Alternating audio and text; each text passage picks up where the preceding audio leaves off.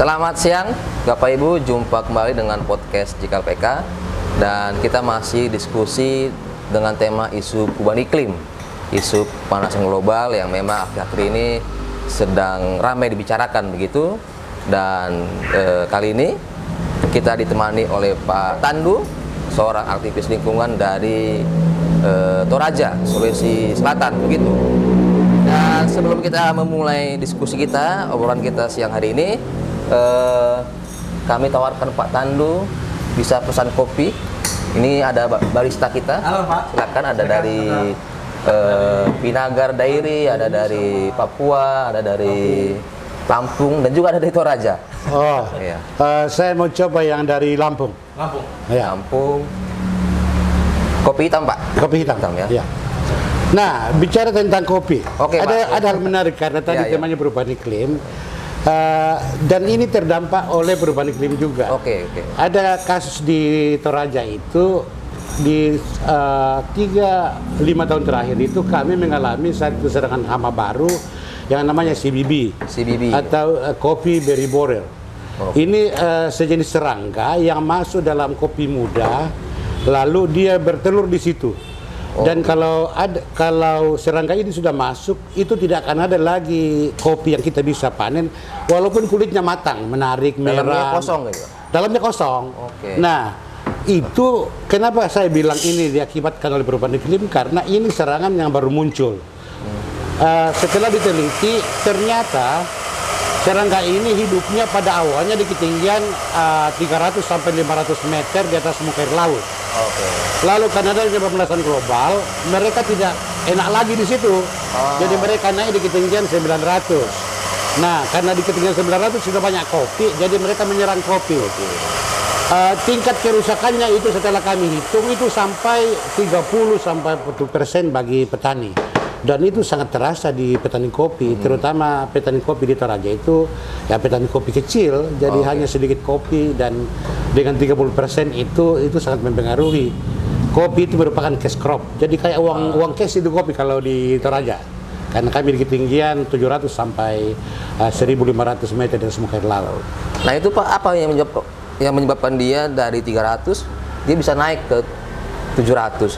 Pak, ada sesuatu yang Nah, itu dalam kaitannya dengan kita sekarang kan melihat memang terjadi pemanasan. Itu salah satu validasi terjadinya kenaikan suhu bumi. kenaikan suhu bumi. Nah, dulu misalnya di ketinggian 300, 400 itu mereka masih nyaman di situ. Dengan suhu yang sebelum naik. Dengan kenaikan suhu sudah lebih 1 derajat dibandingkan dengan praindustri, itu mereka tidak nyaman lagi, jadi mereka bergerak naik ke dataran yang lebih tinggi gitu. untuk mendapatkan suhu yang sesuai dengan mereka. Jadi itu ada perubahan suhu berarti Pak ya? ada perubahan suhu. Itu bukti bahwa terjadi perubahan suhu. Jadi mereka lebih nyaman sekarang dengan ketinggian 900. Dampaknya adalah kepada tanaman kopi. Walaupun kelihatan kopi itu matang, merah kelihatan, tapi setelah dipanen dilihat kosong isinya. Itu salah satu dampak perubahan iklim di tingkat petani. Selain itu Pak, apa ada yang lain? Saya selain ke kopi, mungkin ke pertanian atau yang lain yang memang terdampak dari perubahan iklim ini? Oh, banyak sekali sebetulnya. Jadi kalau kita mau telusuri dampak perubahan iklim ini kan sebetulnya isu development, isu pembangunan berkelanjutan. Dampaknya kemana-mana. Mari kita mulai dari pertanian. Di pertanian itu dampaknya adalah ada wilayah-wilayah tertentu di bumi yang hujannya semakin ekstrim. Ada wilayah-wilayah hujannya semakin kurang. Untuk kasus di tempat kami, mari kita ambil contoh kasus di Toraja. Polanya adalah kami juga memonitoring curah hujan setiap hari, baik di kantor maupun desa-desa intervensi. Kami bandingkan dengan data dari BMKG Pongtiku, dan itu kelihatan bahwa curah hujan di Toraja itu makin kesini makin naik, makin tinggi gitu, makin tinggi. Orang biasa bilang begini, oh bagus dong kalau makin banyak air. Sebetulnya tidak bagus juga, karena itu mengakibatkan tanaman gagal melakukan penyerbukan. Sebagai contoh gini, kalau padi lagi proses penyerbukan nih, sudah naik malainya, lalu terjadi hujan deras, itu kan bunganya yang jantannya itu akan gugur. Tidak terjadi penyerbukan. Yang terjadi adalah padi itu kosong. Tidak berisi. Ada kelihatan bulirnya tapi tidak isinya. ke tanaman buah-buahan lain misalnya, mangga misalnya. Mangga lagi berbunga, terus datang hujan deras. Itu tidak terjadi pollination di situ, tidak terjadi perkawinan. Akhirnya tidak ada buah mangga kita dapat. Hampir semua tanaman yang berbunga itu membutuhkan penyerbukan. Tapi kalau dalam proses penyerbukan datang hujan deras, menghantam hujan ekstrim, itu menjadi gagal. Ya kadang-kadang dapat sedikit, tapi tidak seperti kalau sebelum-sebelumnya. Itu berbagai dampak, penyakit-penyakit pada tanaman, pada sayuran semakin banyak. Karena tingkat kelembaban itu meningkat karena banyak hujan, sehingga ulat-ulat itu senang bertelur di tanaman cabai, mereka senang di situ. Tanaman sayur seperti sawi atau kacang panjang senang di situ. Jadi ini cukup banyak yang sebetulnya berdampak langsung pada petani. Di hal lain itu kalau kita bicara lebih luas lagi, berdampak juga pada misalnya infrastruktur seperti jembatan, jalan, bangunan. Dengan adanya perubahan iklim itu harusnya gedung itu tahan 20 tahun. Tapi karena adanya pemanasan global dan seterusnya, sehingga bangunan yang 20 tahun ini tinggal 15 tahun. Sebetulnya kan kita bisa menghitung berapa kos yang hilang dari seperempat itu kan. Betul. Nah itu yang sebetulnya di tingkat PBB itu, di tingkat UNFCCC ditengarai sebagai dana loss and damage. Dana loss and damage itu dana untuk kompensasi kepada negara-negara berkembang akibat dari perubahan iklim. Jadi perubahan iklim menjadi berdampak kemana-mana, ke kehidupan kita, kehidupan orang di kota, kehidupan orang di kampung, petani dan seterusnya. Ini betul-betul harusnya ini menjadi keperhatian bersama. Bagaimana kita bekerja sama bahu-membahu dari semua level, semua masyarakat untuk melakukan berbagai tindakan-tindakan yang lebih ramah iklim. Nah ini Pak, kembali yang paling terdampak adalah petani gitu Pak ya. Lalu apa yang Bapak dan juga lembaga Bapak yang lakukan bersama petani untuk mengantisipasi itu? Mungkin dalam hal adaptasi atau mitigasi perubahan iklim gitu Pak. Nah itu dia, kami mengidentifikasi dalam analisis peta, analisis masalah kami itu kelihatan bahwa petani kecil adalah pihak yang paling rentan, paling mengalami ketidakadilan iklim. Maksudnya begini, petani itu sebetulnya cukup banyak melakukan aksi-aksi mitigasi. Mereka menanam pohon, mereka melakukan kompos dan sebagainya dan seterusnya. Tapi dampaknya orang kota misalnya, atau negara-negara maju misalnya, konsumsi energi paling banyak. Dari mana energi datang? Energi fosil. Dan itu yang menimbulkan emisi di atmosfer, yang pada akhirnya menimbulkan perubahan iklim, menaikkan suhu. Lalu dampaknya kepada petani. Artinya orang yang melakukan aksi mitigasi, tapi mereka yang paling menderita dampak dari perubahan iklim itu. Itu yang saya istilahkan betul-betul terjadi ketidakadilan iklim. Insentif-insentif pemerintah yang dialokasikan justru tidak mengenai sasaran. Misalnya subsidi pupuk, itu kan lebih banyak diberikan kepada pabrik-pabrik pupuk yang supaya harga pupuk murah. Nanti petani beli itu menjadi dia dapat subsidi dari situ. Tapi bagi saya itu ironi sebetulnya. Nggak tepat sasaran tuh Pak ya. Tepat sasaran karena petani kecil punya sawah kecil atau kebun kecil, otomatis kan membeli pupuk kecil sedikit saja. Betul, artinya dapat subsidi sedikit kan. Petani kaya yang punya sawah besar, banyak dapat. Mereka beli pupuk lebih besar, otomatis mereka dapat subsidi besar. Ya, ada ironi di situ. Sebetulnya ada usul saya, kenapa misalnya subsidi pupuk itu diberikan kepada misalnya kelompok-kelompok tani untuk memproduksi kompos misalnya. Lalu kompos itu didistribusikan ke petani lain sebagai subsidi. Nah, petani kan mendapat untung di situ. Petani untung menjual komposnya. Petani lain untung juga mendapat pupuk gratis. Lalu dari segi perubahan iklim itu betul-betul merupakan aksi mitigasi. Kenapa? Karena sebetulnya kotoran ternak yang dibiarkan terumbar gitu, itu sebetulnya menimbulkan gas amonia N2. Nah, kalau dia diberikan bentuk kompos, itu akan dirubah sedemikian rupa sehingga gas amonia yang keluar sangat kecil. Dia akan dirubah menjadi bentuk-bentuk gas lainnya. Bahkan dimasukkan ke dalam tanah. Sehingga itu yang memasukkan karbon ke dalam tanah, artinya sebetulnya itu mitigasi. Mitigasi juga. Kita mengurangi penguapan emisi ke atmosfer. Jadi banyak hal-hal yang bisa dilakukan oleh pemerintah dengan anggaran yang ada. Tidak perlu menambah anggaran. Hanya anggaran yang ada yang dan tepat ini masalah pola pikir saja. Dan tepat sasaran. Jadi pengambil regulator juga harus memang memahami bagaimana simulasinya ini. Supaya program mereka tetap jalan, tapi di saat yang sama kita bisa memitigasi perubahan iklim ini. Kalau di tingkat petani Pak, Bapak punya contoh baik misalnya yang dilakukan oleh NPM, apa yang dilakukan gitu Pak? Iya, di NPM ini dilakukan sebelum melakukan implementasi program di satu wilayah itu ada penilaian risiko. Jadi semua kita mengidentifikasi berbagai kapasitas petani, dilihat dari pendidikan petani, dilihat dari aset petani dan sebagainya. Nah dari situ kita mendevelop sebuah peta risiko yang Oh terima kasih.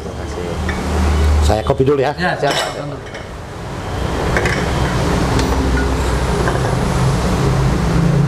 Mantap ini mantap.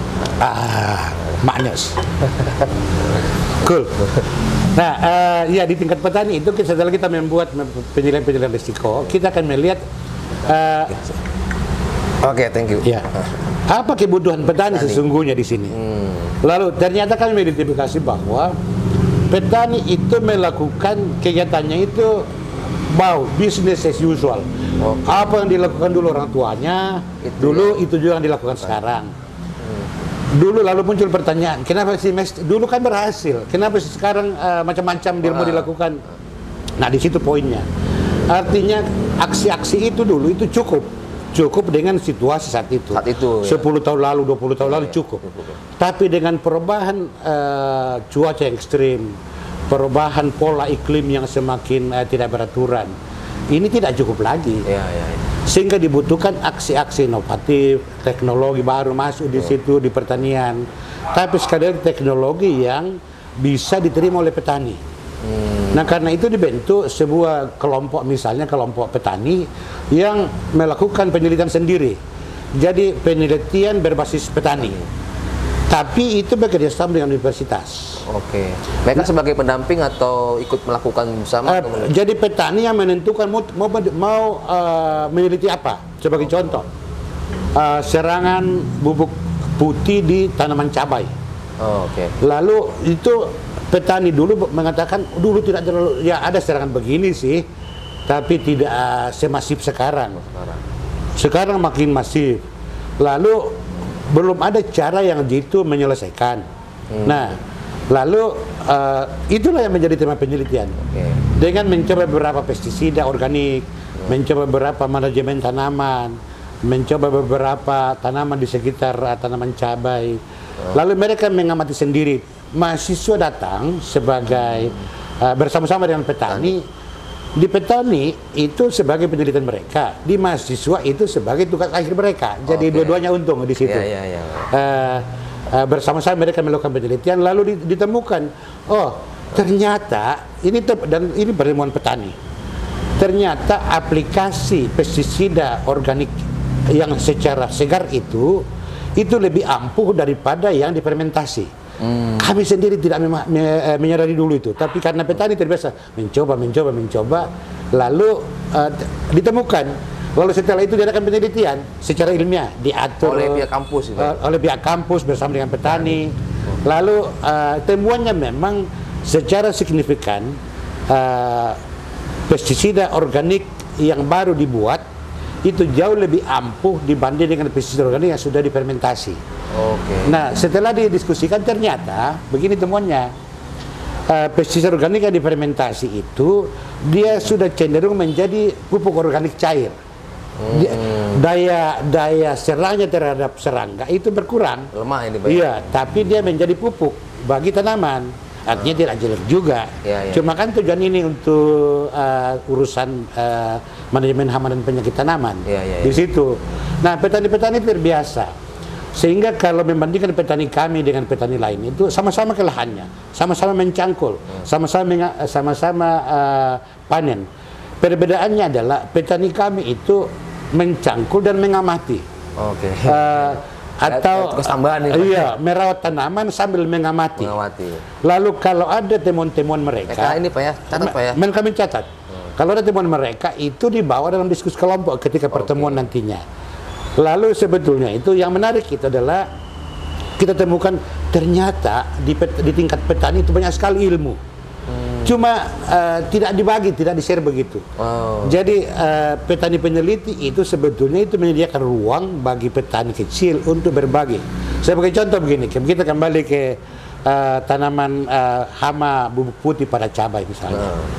Ada satu petani mengeluh, "Wih, tanaman saya itu terserang hama bubuk putih." Ternyata ada petani lain yang sudah pernah mengalami hal yang sama dan sudah sukses mengatasi dengan cara tadi itu pupuk pestisida organik yang segar itu. Itu didistribusi di kelompok dan mereka melakukan. Jadi ini peer learning namanya. Jadi kita sebagai fasilitator atau universitas sebagai expert itu hanya kurang lebih seperti tambahan saja, tapi utamanya itu antara mereka sendiri untuk berbagi. Karena pengetahuan itu sudah ada di mereka gitu. Ada di mereka, dan petani itu sebetulnya kan mulai dari kecil itu sudah melakoni bisnis itu. Betul. Cuma mereka tidak mengamati aja, tapi begitu kita rangsang untuk mengingat-ingat, mengamati, itu jalan. Ya, kita pandu mereka membuatkan memberikan notes, ada formulir-formulir tertentu, mereka mengisi dan kita diskusikan. Akhirnya mereka temukan sendiri jawabannya, termasuk monitoring curah hujan. Kita sediakan di setiap desa sasaran kita. Mereka mencatat sendiri. Setelah misalnya setahun itu kita buatkan grafik, karena mereka tidak bisa buat grafik. Lalu mereka bisa, oh rupanya di sini paling tinggi curah hujan di bulan ini. Nah dari tahun ke tahun itu dibandingkan. Lalu mereka akan mendapat, oh kenapa yang terjadi ya? Kenapa tahun lalu itu begini, tahun sekarang begini, tahun depan begini, dan seterusnya. Sehingga mereka mendapat jawaban sendiri dari catatan-catatan mereka. Itu yang menariknya dari petani peneliti. Jadi mereka sebagai subjek utama dari penelitian itu sendiri gitu Pak ya? Persis. Yang di luar hanya sebatas untuk mendampingi, mendorong gitu Pak ya? Iya betul. Jadi kurang lebih kita hanya menyediakan ruang. Menyediakan ruang diskusi dan mereka sendiri belajar, saling belajar. Tentu saja ada kadang-kadang kasus tertentu di mana ada satu penyakit yang mereka tidak tahu. Nah, di situ perannya universitas. Jadi di kami itu kami bentuk satu grup WhatsApp di mana semua petani ada di sana. Saya juga ada di sana. Beberapa profesor dari Universitas Hasanuddin juga ada di situ. Nah, kalau petani misalnya menemukan satu penyakit yang mereka belum tahu jawabannya apa ini, gimana cara mengatasi. Kan di serangga itu sebetulnya ada dua macam, ada teman petani, ada musuh petani. Kadang-kadang teman itu dipikir musuh, dipukul hama, dibunuh pula itu serangga itu, padahal harusnya dipelihara. Nah, jadi sarannya kami adalah sebelum melakukan tindakan apapun, difoto dulu, baru diupload di grup. Baru tanya, ini apa ini, apakah ini musuh atau teman? Kalau musuh gimana cara mengatasi? Nah, biasanya itu dalam waktu kurang lebih 30 menit itu teman-teman profesor di Universitas Hasanuddin Makassar itu akan memberikan jawaban. Oh ini namanya, ini teman petani, ini mana bagusnya dikembangkan, jangan dibunuh misalnya. Nah, sehingga kolaborasi antara petani, MPM sebagai fasilitator dan universitas itu menjadi lebih dekat. Di sisi lain juga petani itu bangga seperti mahasiswa, karena kan mereka mahasiswanya itu diajar profesor, mereka juga diajar profesor, artinya mereka juga mahasiswa. Di waktu tertentu sekali setahun itu kami juga membawa mereka ke kampus. Ada satu program namanya Petani Masuk Kampus, Petani Goes to Kampus.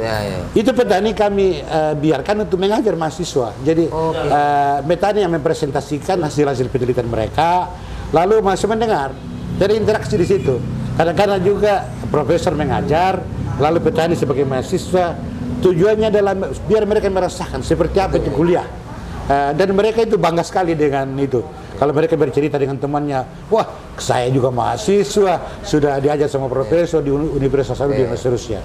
Itu kolaborasi sangat menarik ya, karena selama ini kan petani selama ini di luar, outsider ya. Padahal dia punya lahan deh yang selama ini bekerja gitu, tapi sekarang dibalik dia terlibat aktif gitu ya. Betul sekali. Nah ini boleh cerita Pak, dari mana idenya sehingga muncul istilah petani peneliti begitu Pak? Idenya sederhana dengan mengamati kebutuhan petani. Lalu kita lihat bagaimana pola-pola pendekatan penyuluhan selama ini. Lalu kita memang kelihatan sekali bahwa petani hanya betul-betul sebagai subjek. Jadi misalnya kita lihatlah, misalnya ada program di Dinas Pertanian tentang penyuluhan ini. Ya, belum tentu petani butuh itu. Petani misalnya penyuluhan tentang penanam bawang misalnya. Mungkin di situ tidak cocok bawang. Tapi karena sudah ada program di pertanian itu penyuluhan bawang, ya harus bawang disuluhkan di situ. Nah, kita tidak mau seperti itu, justru petani yang betul-betul bukan teori saja, betul-betul menjadi subjek. Kalian mau teliti apa? Masalah kalian apa? Kalau masalah kalian ini, ya kita teliti itu. Lalu kita mengundang universitas, mari kita teliti sama-sama. Sehingga universitas juga mengirim satu mahasiswa atau dua menjadi tugas akhirnya.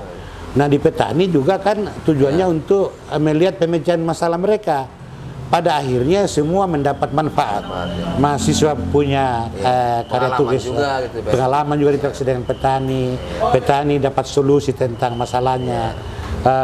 MPM merasa nyaman karena ternyata program-program ini sukses menjembatani petani dan profesor di universitas.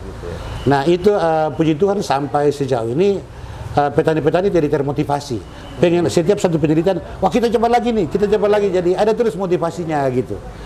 Nah sebetulnya tujuan akhirnya itu adalah kita mau supaya petani itu tentu saja dalam pola pertanian mereka tidak harus mendesain the plot, tapi setidaknya ada semacam pengertian bahwa cara meneliti itu begini, kita mengamati, lalu polanya bagaimana, lalu cara mengatasi gimana. Nah kalau petani sudah punya kapasitas itu, maka walaupun hama lain datang, mereka sudah tahu cara meneliti dan cara mengatasi nantinya.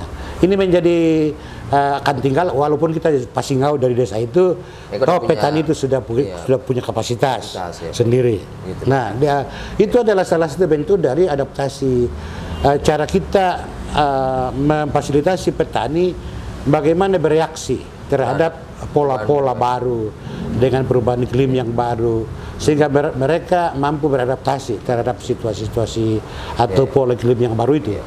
Nah ini juga Pak, yang saya dengar juga MPM kan terlibat juga di program Kampung Iklim Pak ya. Ya mungkin Pak Tandu bisa ceritakan ini program apa dan kenapa juga MPM juga terlibat di sini, dan apa yang membedakan dengan petani peneliti tadi gitu, atau ini bersamaan gitu. Iya. Nah, program itu sebetulnya salah satu program andalan dari Kementerian Lingkungan Hidup dan Kehutanan di tingkat nasional ya. Nah, sayangnya program ini tidak terlalu, menurut saya tidak terlalu sukses. Sebagai contoh begini ya, indikator saya itu target mereka sampai tahun 2000, mereka dalam artinya KLHK itu sampai tahun 2024 itu 20.000 kampung iklim. Faktanya sampai tahun 2023 itu baru, kalau nggak salah itu 7.000. Masih jauh. 7.000, artinya tidak sampai 50%. Padahal tinggal setahun. Nah, kenapa? Karena di tingkat Dinas Lingkungan Hidup, di tingkat daerah sendiri tidak terlalu paham. Ada gap. Iya, ada gap di situ. Padahal sebetulnya Proklim ini adalah sebuah metode yang diterapkan oleh pemerintah kita, pemerintah nasional, sebagai sebuah sistem untuk memastikan bahwa kita telah melakukan mitigasi sekian juta gigaton CO2 ekuivalen tahun ini. Nah, dari aksi-aksi yang dilakukan oleh masyarakat. Jadi sebetulnya tipenya ini atau metodenya adalah, ini kan sebuah sistem registrasi nasional dikenal dengan SRN di websitenya Kemenlhk. Jadi aksi-aksi petani tentang adaptasi dan mitigasi perubahan iklim itu didaftarkan di sistem registrasi, dan ini tentu saja robot yang bekerja di belakang itu. Nah, aksi-aksi desa-desa yang kita klaim yang setelah melakukan aksi-aksi adaptasi dan mitigasi perubahan iklim itu harusnya didaftarkan. Cuma prosesnya memang agak tidak semudah tidak bisa dilakukan oleh orang yang tidak memahami apa itu adaptasi, apa itu mitigasi. Setidaknya itu orang harus memang apa sih adaptasi itu, apa sih mitigasi itu. Nah, walaupun sederhana itu, tapi kan tidak semua orang paham. Betul. Nah, sehingga desa-desa yang didampingi MPM itu yang sudah melakukan banyak adaptasi perubahan iklim, termasuk mitigasi perubahan iklim, itu sangat fit dengan syarat dan ketentuan dari program kampung iklim itu, sehingga semua desa yang kami usulkan itu sudah pasti jadi desa proklim, lolos. Kemudian kami juga sudah sejak lama berinteraksi dengan Ditjen Pengendalian Perubahan Iklim di Kementerian LHK, bagaimana melakukan pendaftaran desa-desa untuk proklim. Jadi staf-staf DMPM itu sudah menjadi narasumber, termasuk jadi enumerator untuk mendaftarkan di proklim, termasuk kerjasama dengan Dinas Lingkungan Hidup di Tanah Toraja, di Toraja Utara, itu menjadi fasilitator. Dan tahun ini di Tanah Toraja kami mengusulkan 5 desa, di Toraja Utara itu kami mengusulkan juga 5 desa, dan ya mudah-mudahan juga memenuhi syarat-syarat dari Kementerian Lingkungan Hidup dan Kehutanan.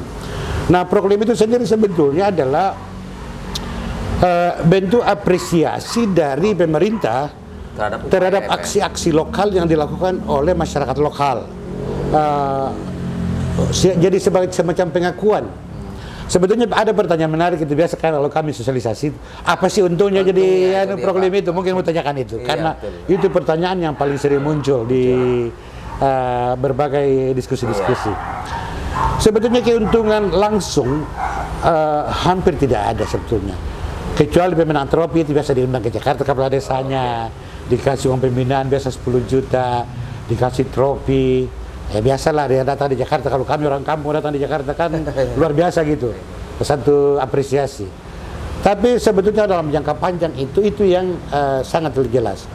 Desa-desa yang telah ditetapkan sebagai program kampung iklim itu lebih mendapat perhatian dari pemerintah, sehingga lebih diprioritaskan untuk tempat aplikasi program-program pembangunan.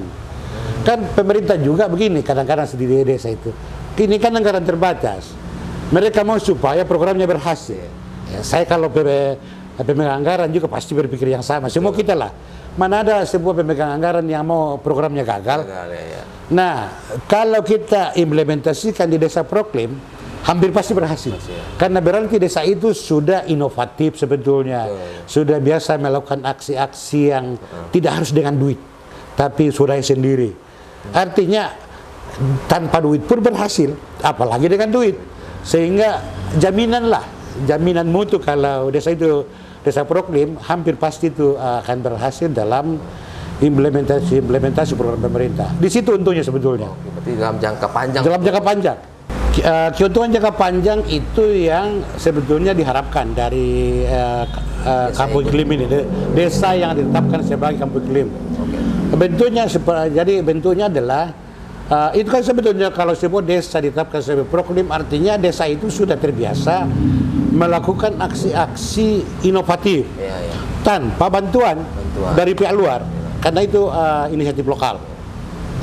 Nah, lalu tentu saja kalau pemerintah itu, orang-orang di pemerintah maksudnya punya program, kan semua orang mau supaya berhasil programnya, jadi pastilah dia pilih desa-desa yang sudah terbiasa dengan aksi-aksi inovatif itu. Nah, desa proklim itu paling memenuhi, sehingga dari segi situ desa proklim itu lebih berpeluang mendapat program pemerintah. Baik. Nah, ini Pak, ini kan juga banyak partisipan JKPK atau juga yang di luar JKPK yang bekerja langsung di pertanian bersama petani gitu Pak ya. Nah, kira-kira untuk terlibat langsung dalam program adaptasi dan juga mitigasi perubahan iklim, langkah pertama itu mesti ngapain dulu gitu Pak? Mungkin ada saran atau Mas?